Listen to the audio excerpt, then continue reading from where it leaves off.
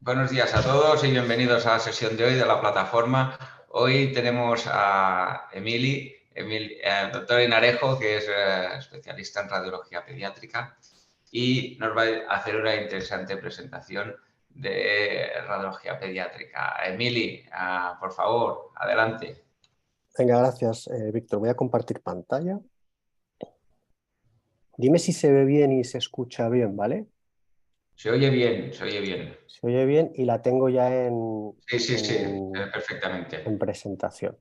Vale, pues bueno, primero gracias a Salva, ¿no?, por la invitación. Y este es el tema de hoy, es anomalías del conducto encefalomesentérico. Sí que es verdad, como decís, que es muy específico, ¿no? Pero realmente, estando en un hospital general, un hospital de tercer nivel, de segundo nivel, de primer nivel, hay que tenerlo en el diagnóstico diferencial por si nos llegara un niño con un abdomen agudo, ¿no?, que pudiera ser causado por una anomalía del conducto encefalomesentérico. A ver, un momentito. Bueno, básicamente lo que voy a intentar muy brevemente, ¿no?, es explicar cuál es la anatomía y la embriología del conducto encefalomesentérico y después os presentaré las complicaciones más frecuentes con las que nos vamos a encontrar del conducto encefalomesentérico. Y haré mucho hincapié en el Meckel, ¿no?, porque de todas las anomalías del conducto encefalomesentérico, el Meckel obviamente es el más frecuente. Y luego veremos al final de la charla cuáles son los diagnósticos diferenciales, ¿no?, que todo radiólogo debe conocer, ¿no?, porque obviamente hemos dicho que el divertículo de Meckel no es lo más frecuente, ¿no? Tenemos que pensar como diagnóstico diferencial otras entidades. Bueno, ¿por qué se van a producir las anomalías del conducto encefalomesentérico? Pues por una obliteración incompleta de ese conducto. No es un conducto encefalomesentérico que veremos a continuación de dónde a dónde va. La anomalía congénita más frecuente del sistema gastrointestinal es el divertículo de Meckel, ¿no? Y esto lo tenemos que tener grabado a fuego en la mente, ¿no? La mayoría de divertículos de Meckel van a ser asintomáticos. Esto significa que uno puede tener un diagnóstico de Meckel sin diagnosticar y morirse sin saber que lo tiene, ¿no? Y luego saber que cuando se complica, estas complicaciones van a ser más frecuentes durante el primer año de vida, ¿no? Y como veremos a continuación, estas complicaciones pues, incluyen hemorragia, obstrucción intestinal e inflamación.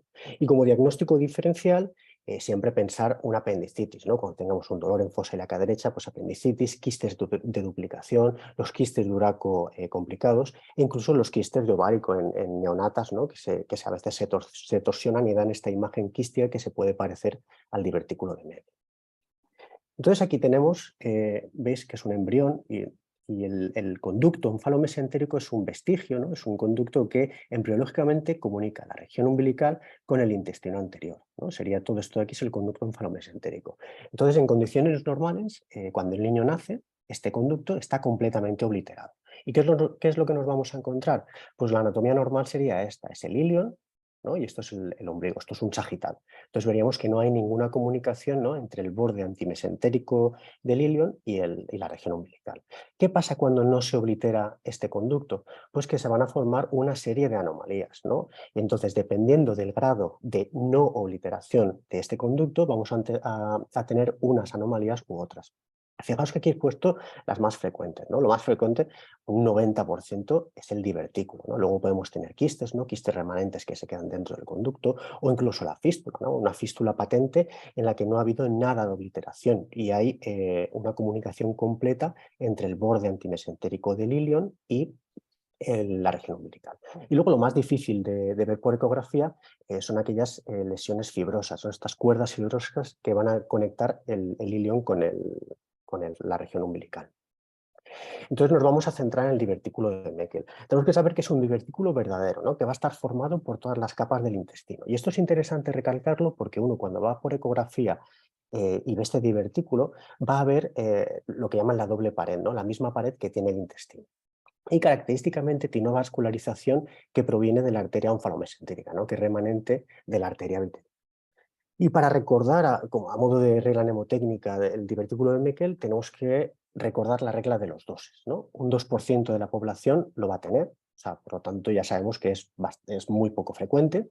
Un 2% van a ser asintomáticos, por lo tanto la gran mayoría, el 98%, van a ser asintomáticos.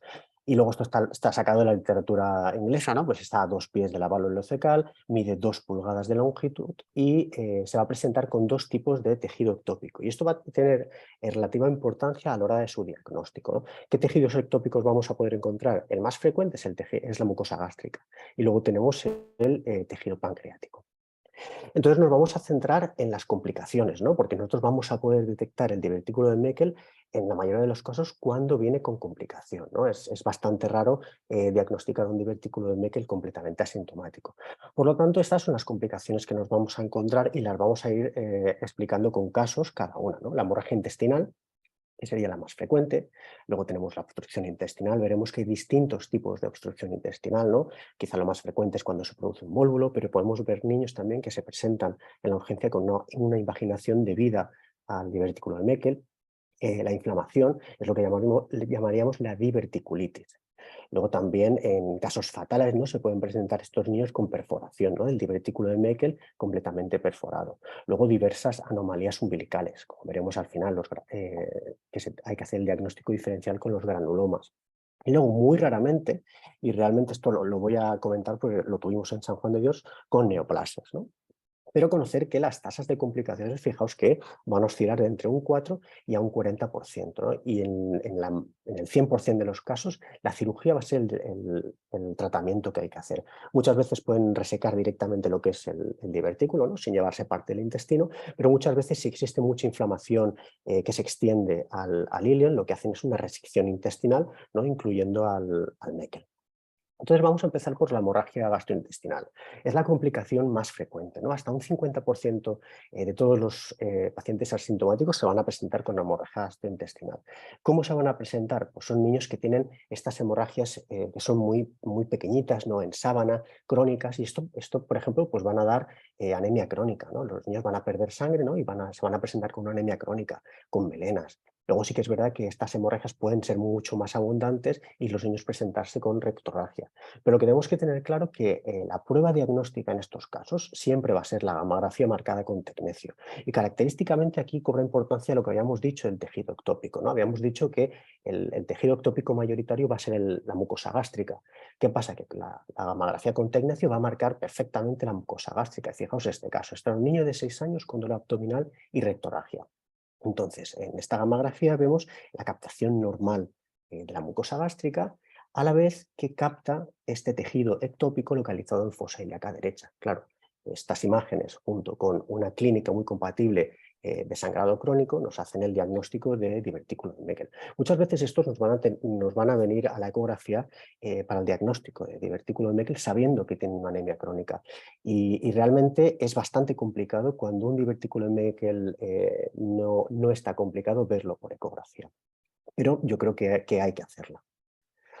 Luego tenemos la obstrucción, ¿no? Hemos dicho que la más frecuente era la hemorragia y lo que tenemos que pedir es una gama. Y luego tenemos la obstrucción. Y dentro de la obstrucción es la segunda complicación más frecuente y las obstrucciones se van a deber a varias causas, ¿no? Pero lo que tenemos que recordar que es la más frecuente es el vólvulo con una hernia interna, ¿no? Y entonces esto nos tenemos que imaginar que el divertículo de Meckel tiene asociado una banda mesodiverticular y esta banda mesodiverticular va enganchada a la región umbilical. Entonces cuando el divertículo de Meckel gira en torno a sí mismo va a provocar un vólvulo, que es lo que vemos en este niño. En este niño un niño de 9 años con una distensión abdominal bastante importante y mal estado general.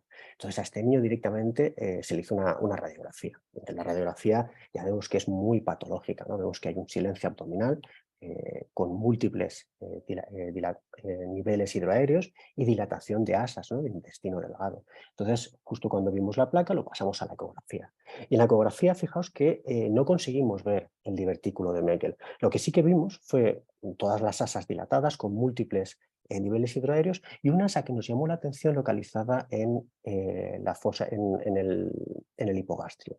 Entonces, acto seguido, cuando vimos esta asa muy patológica que no se movía, pues pensamos que pudiera estar volvulada y realmente lo que hicimos es un TAC con contraste, ¿no? Y en el TAC con contraste, fijaos que aquí vemos esta asa, que estaba bastante dilatada, con las paredes con sufrimiento, y aquí esto lo orientamos como una hernia interna debido a un vólvulo. Y realmente esto es lo que había pasado, ¿no? aquí dentro lo que tenemos es el divertículo de Meckel, que estaba asociado a una banda mesodiverticular, y lo que había pasado es que había girado sobre sí mismo, provocando un vólvulo y una obstrucción. Esta es la presentación más frecuente que nos vamos a ver en la urgencia. Luego, ojo, hay obstrucciones que también nos van a venir enmascaradas con invaginación. Fijaos, esto es un niño de 8 años con un dolor agudo en fosa ilíaca derecha, ¿no? Entonces, 8 años. Aquí la edad es importante. Entonces, al mirar la ecografía, vemos la típica imagen en diana, en dono, ¿no? Que todo radiólogo cuando lo ve, pues esto es una invaginación. Y con el lineal lo que vimos es que había asas de intestino delgado marcadamente dilatadas. Entonces, uno, independientemente de la edad que tenga el niño, siempre se tiene que disponer a desinvaginar. Y en nuestro hospital, la verdad es que se hace con enema de suero, pero es igualmente válido el enema de aire. O sea, hay estudios que dicen que los dos son completamente válidos. Nosotros estamos acostumbrados a hacerlo así y nos funciona bien y por eso lo hacemos. Entonces, sondamos al niño y le metemos un enema de suero, de agua. Entonces, fijaos que esto de aquí sería el colon y todo esto de aquí negro es el agua, el suero que está empujando la cabeza de invaginación. Todo esto es el intestino, el intestino delgado que se encuentra dentro del colon. Aquí tenemos la cabeza invaginante, ¿no? Todo esto de aquí sería el líquido que queda en el ciego. Fijaos el ciego marcadamente dilatado por el enema que le hemos puesto, y aquí está la cabeza invaginante intentando pasar al el ilion distal. Y finalmente esta es la imagen que queremos ver cuando estamos desinvaginando, ¿no? Que la cabeza invaginante ha pasado a través de aquí, ¿no? Y se ha desinvaginado. Y aquí lo que vemos es la válvula ileocecal, que está un poquito edematosa, y dilatación del intestino, dilatación del intestino del ilion con presencia de líquido. Entonces aquí uno puede decir que se ha desinvaginado. ¿Qué pasa? Que si esto fuera un niño pequeñito, entre los 2 meses y los 2 años de edad, pues uno se quedaría tranquilo, ¿no? Y pensaría, es una invaginación intestinal idiopática y no tengo que buscar nada más. El niño se le deja unas horas en observación y se va a casa. Pero el problema es que tiene 8 años. Entonces en estos niños siempre tienes que buscar una causa de invaginación, ¿no? Y realmente las causas de invaginación en niños pequeños, sota caballo rey, no hay mucho. O sea, tienes los linfomas, leucemias, tienes los pólipos, y en este caso hay que buscar un Meckel, ¿no? Y es lo que nos disponíamos a buscar. Entonces, una vez cuando se ha desinvaginado, tienes que escanear todo el abdomen de nuevo con el lineal, ¿no? Para ver que no te encuentres sorpresas, ¿no? Adenopatías, pólipos. En este caso nos encontramos esta invaginación hiloileal, ¿no? Fijaos que es una invaginación hiloileal, ¿no? Y veíamos como esta especie de divertículo, ¿no? Porque es una especie de divertículo metida dentro del intestino delgado.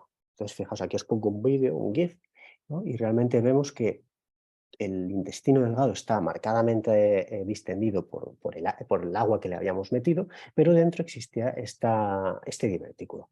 Y realmente este niño se fue a quirófano, y esto es lo que se encontraron los cirujanos, ¿no? Este es el intestino, que realmente no había isquemia, estaba preservado, pero había una invaginación del mismo divertículo hacia la luz del ilion distal, ¿no? Y entonces lo que hicieron en este caso es una resección intestinal.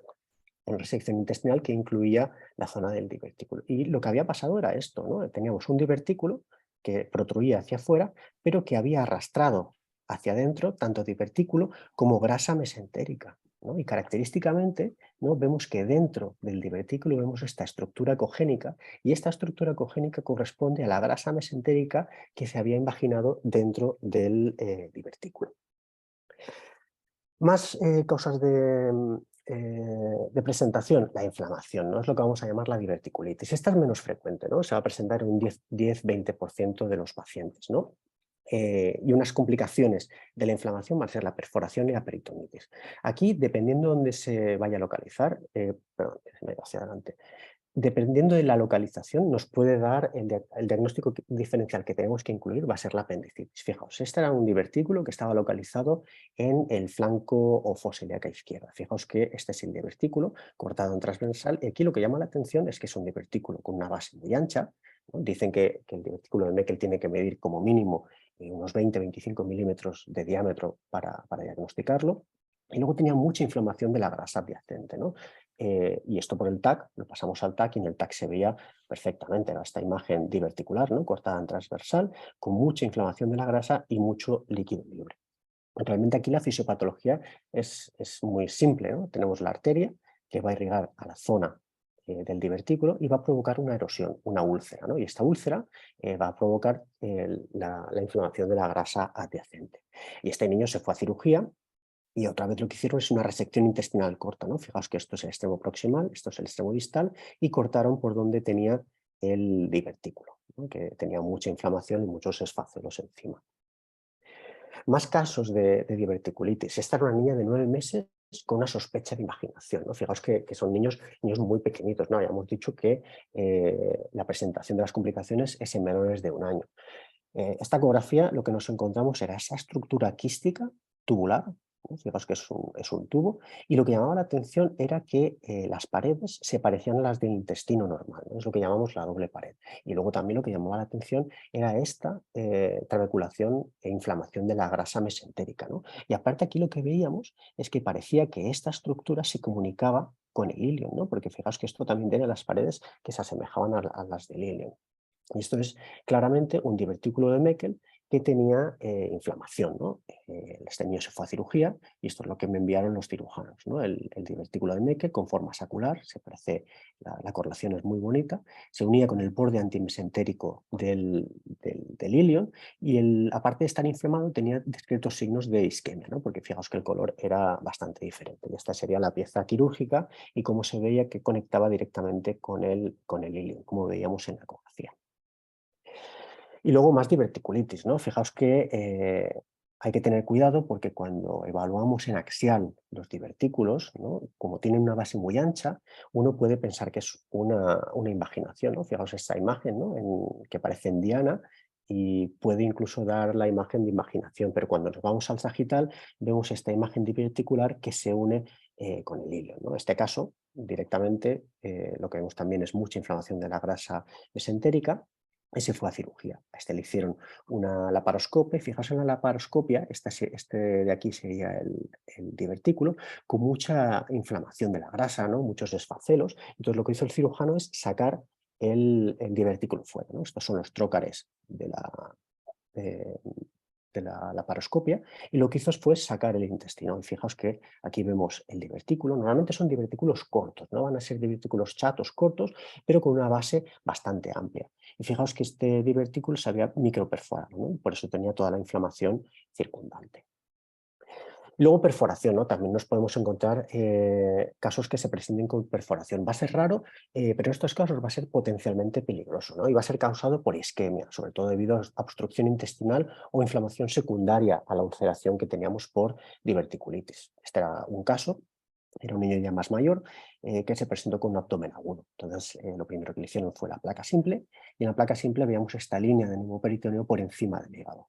Entonces, al ver el neumoperitoneo, lo pasamos al TAC, y en el TAC sí que es verdad que veíamos muchas burbujas de neumoperitoneo por todo el abdomen, pero lo que llamaba la atención era esta estructura diverticular localizada en hipogastrio y que tenía múltiples burbujas adyacentes. Por lo tanto, aquí lo que sospechamos es que lo que se había perforado era el divertículo de Meckel. Y efectivamente, era un divertículo de Meckel perforado.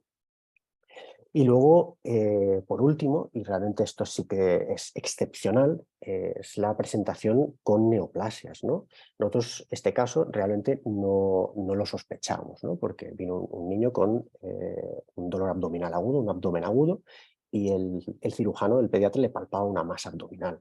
Entonces nos lo envió a la ecografía, y en la ecografía lo que vimos fue esta gran masa, ¿no? Esta gran masa localizada en hipogastrio o mesogastrio, y fijaos que tenía dos componentes, un componente más hipocoico, anecoico, ¿no? que pensamos que era más necrosis, y una porción más sólida, ¿no? Y realmente esta porción sólida tenía Doppler, ¿no? Lo pasamos al TAC, y el TAC la verdad es que tampoco nos aportó mucha más información de la que nos aportaba la ecografía. Veíamos muy bien la parte necrótica, ¿no? Que era más hipodensa, y la parte sólida pues se veía captando contraste.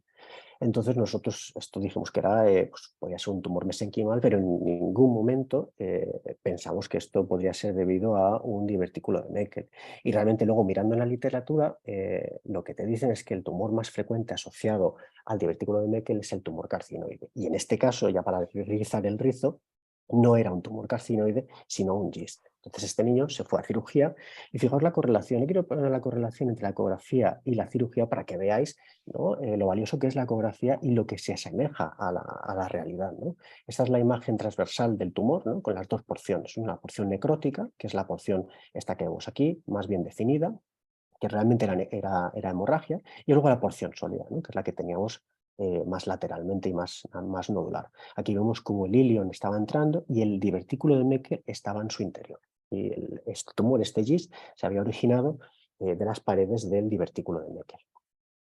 Por lo tanto, es importante pensar en divertículo de Meckel complicado siempre que hayas detectado el apéndice normal. Una vez que tú has detectado el apéndice normal y sigues con estas imágenes patológicas, entonces puedes pensar en divertículo de Meckel, ¿no? Cuando encuentres una estructura en fondo de saco con doble pared en continuidad con el hilo distal, ¿no? Y que mida más de 25 milímetros de calibre. Aquí, por ejemplo, vas a sacar todas las apendicitis, ¿no? Porque las apendicitis excepcionalmente te van a llegar a medir 25 milímetros de calibre.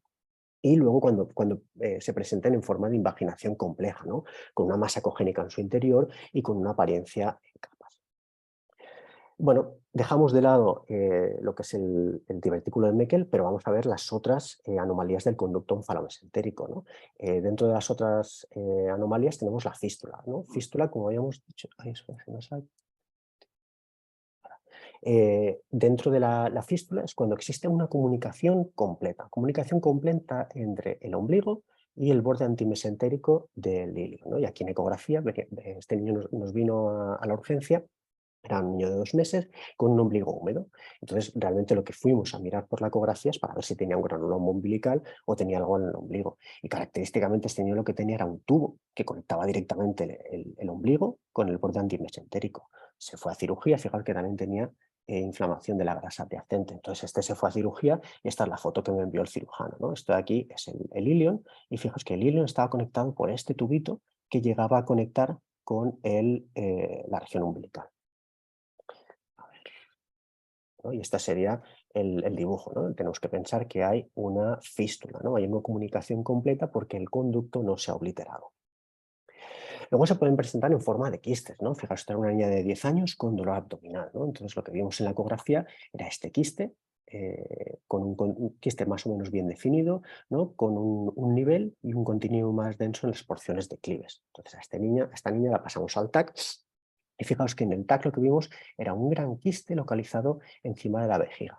Y sí que es verdad que uno cuando ve una estructura quística que está localizada encima de la vejiga, uno siempre tiene que pensar en su cabeza que no sea un resto del uraco, ¿no? Un quiste del uraco. Pero en este caso en la ecografía sí que es verdad que hicimos la ecografía lineal sobre la vejiga y veíamos que no había comunicación con la vertiente anterosuperior de la vejiga. Por lo tanto, este niño fue a cirugía y se diagnosticó de un quiste onfalomesentérico. Entonces, todo esto de las anomalías del conducto onfalomesentérico está muy bien, ¿no? Pero uno también tiene que ver qué es lo más frecuente en los niños, qué es lo que tiene que pensar, ¿no? Y estas serían el diagnóstico diferencial. Lo primero es la apendicitis, no voy a entrar en ella porque ya todos lo conocemos, pero sí recordar lo que había dicho del divertículo de Meckel, ¿no? Que la base normalmente va a ser mayor de 25 milímetros, ¿no? Y esto el apéndice pues, raramente va a llegar a tal calibre. Luego tenemos los quistes de duplicación intestinal para meter el diagnóstico diferencial. Son duplicaciones de la luz intestinal y vamos a tener dos tipos. El tipo quístico, ¿no? Que no va a comunicar con la luz intestinal, o el tubular, que sí que va a comunicar, ¿no? Fijaos que lo que tenemos que ver en estos quistes, y que esto sí que lo van a tener en común con el divertículo de Meckel, es el signo de la doble pared o el gut signature que llaman en inglés, ¿no? Ya os voy a presentar este caso. Está una niña muy pequeñita que se presentaba con una masa palpable en el flanco derecho, sí, porque aquí tenemos el hígado. Entonces fijaos aquí. Lo interesante es que era una masa muy bien definida, tenía algún septo interno, pero fijaos la pared que tiene. Tiene una pared que se asemeja bastante a la del intestino normal y es a esto a lo que le llamamos la doble pared, ¿no? Esto de aquí sería el colon, por lo tanto estaba localizada como entre la encrucijada entre el ciego, el ilion distal y el riñón, ¿no? Fijaos porque el riñón también estaba localizado aquí. Más casos. Por ejemplo, este era otro caso de un niño con un quiste de duplicación localizado adyacente al antro gástrico, ¿no? Fijaos la gran pared que tiene, la doble pared que tiene. Y para recordar de las duplicaciones intestinales, las más frecuentes se van a localizar adyacente al ilion distal, el esófago distal y luego en el colon. Entonces, este niño de aquí, ¿no?, el que estaba localizado en la fosa ilíaca derecha, lo metimos en la resonancia y fijaos en la resonancia lo bonito que es, ¿no?, ver la relación que tiene el ilion con el quiste y con el ciego, ¿no? Entonces, en la cirugía, esto es lo que me enviaron los cirujanos. ¿Y por qué lo pongo con el diagnóstico diferencial? Porque en este caso específico el quiste de duplicación salía del borde antimesentérico del ilion, lo mismo que nace el divertículo de Meckel, ¿no? Y por eso lo meto en el diagnóstico diferencial.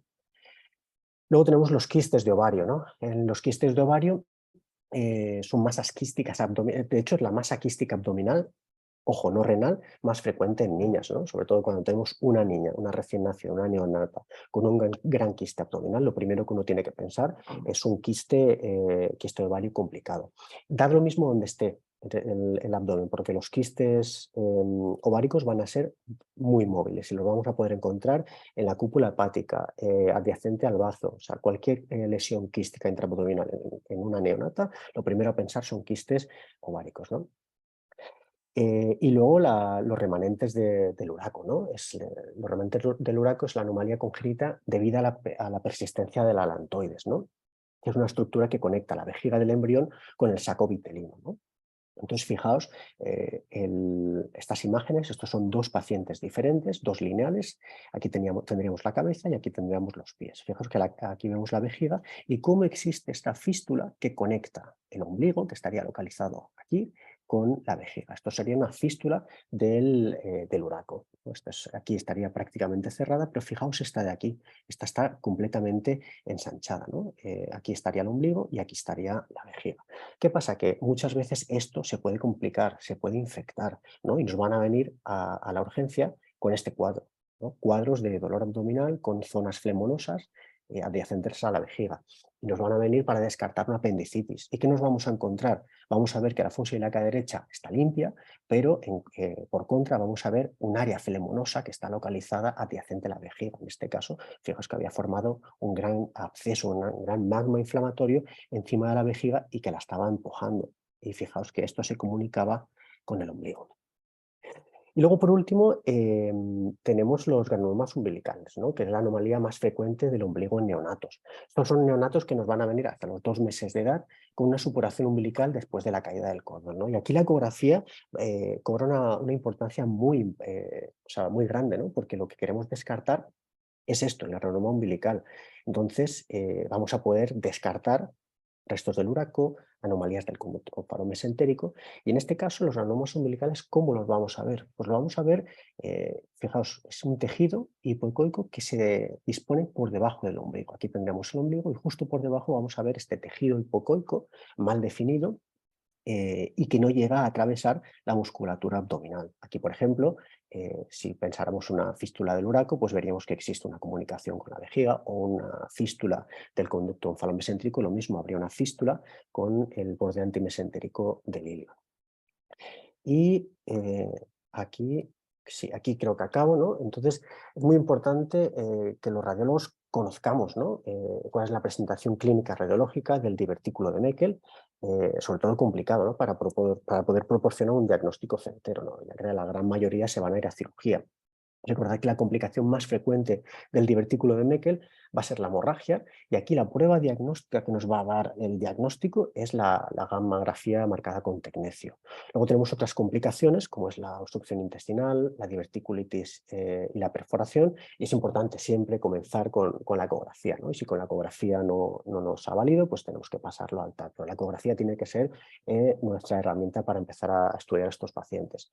Y luego siempre mantener el diagnóstico diferencial en tu cabeza, ¿no? O sea, que cuando veas una estructura de estas, que lo primero que pienses no es el divertículo de Meckel, ¿no?, que hay otras causas de abdomen agudo antes que tendrías que descartar, ¿no? Entonces, pues están los restos del uraco, el granuloma umbilical, la apendicitis, los quistes de duplicación, etcétera. Y bueno, hasta aquí, y si a alguno le queda dudas, podéis revisar este artículo, ¿no?, que publicamos el año pasado en Radiographic sobre el Meckel. Bueno, muchas gracias a todos por vuestra atención. Muy bien, Emili, muchas gracias a ti por realmente esta presentación espectacular. Realmente una revisión de una patología, como dices, muy concreta, pero con un amplio abanico de presentaciones, ¿no? Según las complicaciones y el diagnóstico diferencial que tiene. Realmente ha Sí, sí. sido espectacular, además la correlación esta entre la imagen y la pieza Y la pieza anatómica quirúrgica. quirúrgica que te ayuda a entenderlo y que realmente ves, como comentas, que lo que se ve en la eco es que es exactamente lo mismo que se traduce en la pieza quirúrgica. Espectacular. Felicidades, Emili. Tenemos varias preguntas en el chat. Animo también a la gente que vaya escribiéndolas y yo se las leeré a Emili, que seguro que amablemente nos irá contestando las preguntas. Hay una primera pregunta de Salva que pregunta, ¿tú recomiendas realizar informe estructurado en las ecografías en pediatría?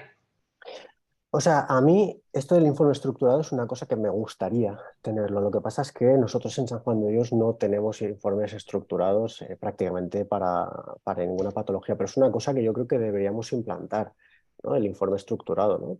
Decir las cosas que son normales o patológicas y luego dejar un apartado, ¿no? A que tú puedas escribir, ¿no? Pues lo que tú sospechas, ¿no? Pero yo creo que el informe estructurado esto nos ayudaría tanto a nosotros a la hora de escribirlo como a los clínicos, ¿no? Que a veces los clínicos se ven estos informes con unos hallazgos y luego la conclusión que es más larga que los hallazgos y esto es infumable, ¿no? Yo no sé, Ana, si vosotros trabajáis con informe estructurado o no. No, bueno, trabajamos con plantillas, pero son individuales, como todo el Sí. mundo.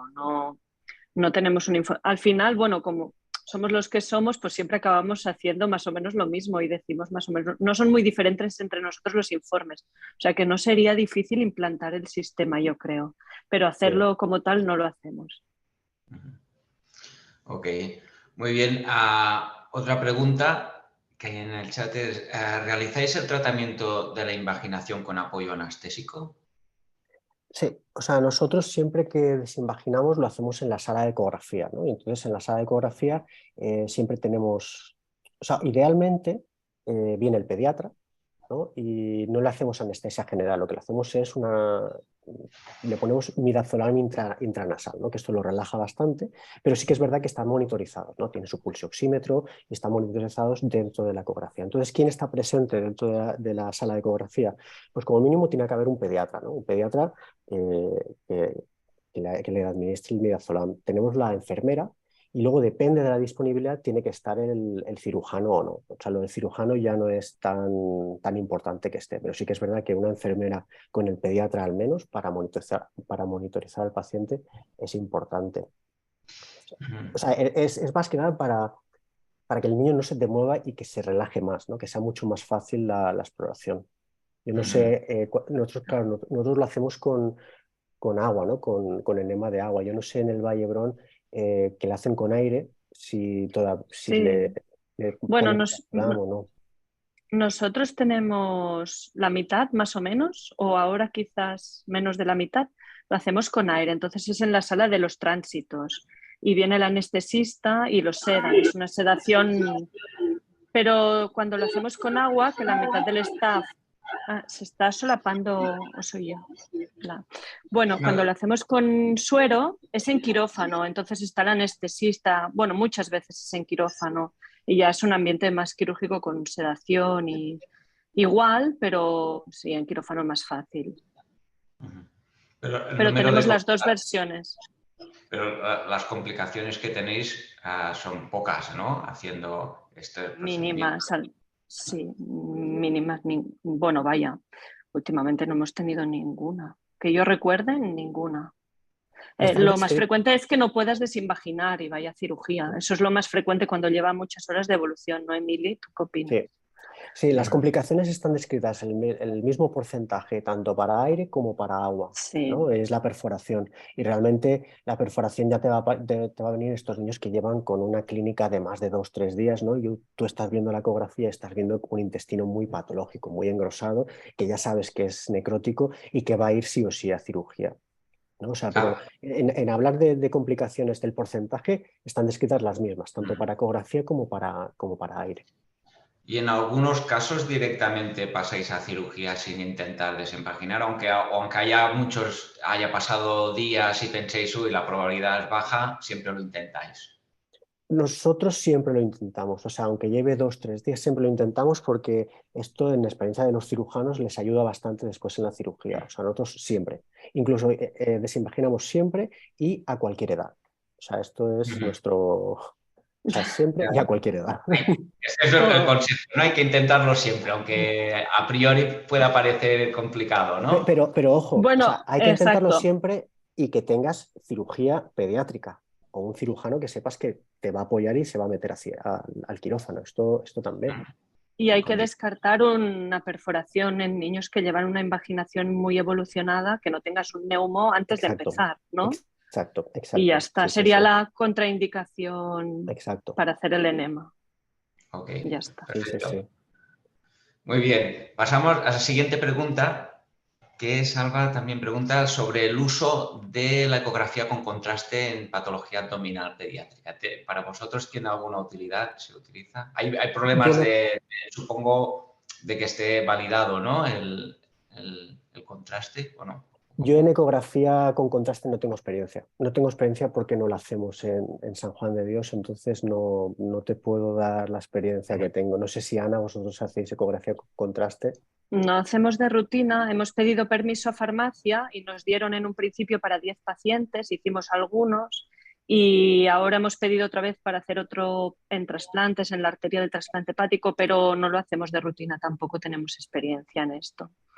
Se describe, ahora hay bastantes artículos, yo he leído, pero no, en enfermedad inflamatoria intestinal sí que están haciendo, pero no tengo experiencia Sí, es que como tampoco. no está aprobado en niños, ¿no? O sea, hay ciertas Exacto, es por indicaciones, uso compasivo. entonces nos es difícil, ¿no? Nosotros directamente, a no ser que sea, es que no lo utilizamos, entonces no te podría decir. Muy bien. Después ya has mostrado, ¿no?, que la ecografía es la piedra angular, ¿no?, en la patología urgente pediátrica, pero Salva pregunta también cuáles son las indicaciones del TAC en la patología urgente pediátrica. ¿Sería siempre segunda línea o en algún caso O sea, para nosotros es segunda línea, ¿no? O sea, siempre vamos a empezar por la ecografía, ¿no? Y dependiendo de los hallazgos, ¿no? Si ya con esto tienes el diagnóstico, ¿no? Como esta niña de 9 meses que había presentado, son niños muy pequeños que sabes que el TAC no te va a dar más información. Obviamente, si tienes, como el caso este del tumor, ¿no? Un niño más mayorcito, ¿no? Que ves una tumoración, pues aquí sí que va muy bien, ¿no? O un TAC o una resonancia, ¿no? Si no lo tienes que dormir. Pero yo creo que el TAC... quiero decir, tampoco me gusta ponerlo como segunda línea, es complementario, ¿no? Porque va a depender mucho de los casos. Muy bien. Y otra técnica menos accesible es la PTRM. ¿Tiene alguna indicación, crees, o en la patología Es que abdominal pediátrica? o sea, en la patología abdominal pediátrica sí que tiene utilidad. En el diagnóstico del Meckel, yo creo que sería matar moscas a cañonazos. O sea, cuando tienes una prueba que tienes la ecografía, que la puedes hacer muy fácilmente y rápida, es lo que tienes que utilizar. Si me preguntas si tiene uso el PTRM, muchísimo, ¿no? Tiene muchísimo uso, pero no en el diagnóstico del divertículo de Meckel. Ok. Y una pregunta ya clásica es la utilidad de la inteligencia artificial. En este caso, en la patología abdominal pediátrica. ¿Crees En la, tú que puede ayudarnos en el manejo de estos pacientes? Hombre, a mí me encantaría que nos ayudara a manejar a estos pacientes, ¿no? O sea, todo lo que sea información nueva que nos permita clasificar a los pacientes, ¿no? E incluso por grados o por diagnósticos, o sea, yo estaría encantado de que tuviéramos una herramienta de la inteligencia artificial. Ahora mismo yo no sé si existe o no, ¿no? Sí que es verdad que en pediatría existe sobre todo en placa simple, ¿no? En placa, en TAC, en lesiones pulmonares, en consolidaciones sí que tenemos esta herramienta de inteligencia artificial o incluso en las edades óseas, pero en la patología abdominal como tal, no, estamos trabajando sobre todo en radiómica de tumores, ¿no? Tumores óseos, tumores sólidos intraabdominales, pero no en patología urgente intraabdominal, ¿no? Son cosas muy específicas, ¿no? Ahora, por ejemplo, lo que sí que estamos estudiando es lo que te he dicho, la radiómica de los tumores sólidos. Muy bien, muy interesante. la última pregunta es una pregunta más abierta, que seguro que podéis contestar los dos. ¿Cuáles son los retos de futuro en la radiología pediátrica abdominal? ¿Cómo lo veis? Va, Ana, dale. Ana. Bueno, para mí un reto es esto que comentabais del PTRM. En toda la oncología pediátrica, o sea, lo estamos esperando. Este sería el reto principal. Y después, bueno, no sé, no se me ocurre mucho Sí, más, pero el PTRM es el siguiente paso, yo creo. sí, ¿Qué porque al opinas? final, sí, en la oncología abdominal, ¿no? Y en la oncología en general, ¿no? Sabes que no vas a irradiar, ¿no? Exacto. Y nos va a dar una información brutal, ¿no? Pero yo, retos futuros, o sea, lo que sí que incidiría es en el uso de la ecografía. O sea, uso de la ecografía en el abdomen, o sea, para todo, o sea, para todo. O sea, es lo que diría. O sea, vienen muchas, que si la inteligencia artificial, que si todas las técnicas nuevas, pero es que en pediatría al final uno lo que tiene es la ecografía y la placa simple. O sea, si uno no, con esto no lo... En la patología abdominal me estoy hablando. Si uno con esto no diagnostica, mal vamos. Entonces yo creo que tendríamos que volver a las bases, ¿no? Y aprender, ¿no? Lo que es radiología convencional y ecografía muy bien, porque es lo que nos va a dar el diagnóstico. Muy bien, perfecto. No sé si Ana, Emily, tenéis alguna cosa más que añadir. Ana, ¿algún Bueno, comentario? a mí me gustaría, bueno, felicitar a Emily por su excelente charla, como siempre, y luego animar a Gracias. todos los radiólogos que estén en la charla, pues que la patología pediátrica y sobre todo la congénita es, aunque poco frecuente, ¿no? Se ve incluso en adultos, pues a tenerla en cuenta. Y luego en los niños pequeños o adolescentes, aunque tengan presentaciones muy distintas, pues tenerla en mente, ¿no? Y utilizar la ecografía siempre que podamos, que Exacto. en todos. Muy bien, no tenerle miedo, ¿no? No, exacto, no tenerle miedo al paciente pediátrico y a la eco. Exacto. Sí, Muy sí. bien, pues ha sido un placer compartir la sesión con vosotros. He Igualmente. aprendido mucho y doy Igualmente. ya paso de palabra a Salva, que seguro que quedará Perfecto. concluido. Muy bien. Muy bien. Pues gracias. Bueno, primero de todo, agradeceros a cada uno vuestro trabajo. Muchas gracias, Víctor, por tu excelente moderación. Ana, gracias también por todas tus aportaciones. Y Emily, de fábula. O sea que yo creo que ha sido muy buena toda tu presentación. Yo intento siempre hacer como un resumen pequeño. Yo creo que podemos decir varias palabras en tu presentación. La primera es eco. Nos has dicho miles de veces eco, eco, eco, eco. Señores, el futuro es utilizar mejor y más la ecografía. Nos has hablado también, otra palabra sería 2%, lo has dicho, regla de los dos, ¿no? Y has dicho que en general es una entidad poco frecuente. Después también nos has hablado de las complicaciones, ¿no? Nos has dicho que la complicación claramente más frecuente es la hemorragia, ¿no? Y eso aparte de otras. Y después nos has hablado del diagnóstico diferencial. Nos has dicho, sobre todo, vamos a pensar en el Meckel una vez veamos el apéndice normal. Y después nos has dicho otra serie de diagnóstico diferencial diferente. Pero fundamentalmente lo que nos has hecho es pensar en la patología del divertículo de Meckel y fundamentalmente pensar que lo correcto es hacer ecografía. No sé si te parece bien este pequeño resumen. Lo has Emily. hecho perfecto. Muy bien. Oye, Emily, pues muchísimas gracias. Yo creo que os cojo la palabra a los dos y durante el siguiente año y lo siguiente vamos a contar con vosotros como expertos para que nos ayudéis a conocer mejor toda la patología abdominal pediátrica. Y sin más recordar a la audiencia que el lunes tenemos una sesión sobre imagen de la pancreatitis aguda por la doctora Lledó Cabedo. Estáis invitados y sin más os deseo a todos un buen viernes, un buen fin de semana. Gracias, Emily. Gracias, Ana. Gracias, Víctor. Bueno, cuidaros mucho y estamos en contacto. Un saludo. Hasta luego. Vale. Adiós. Hasta Adiós, luego. gracias. Chao, chao, chao. Gracias.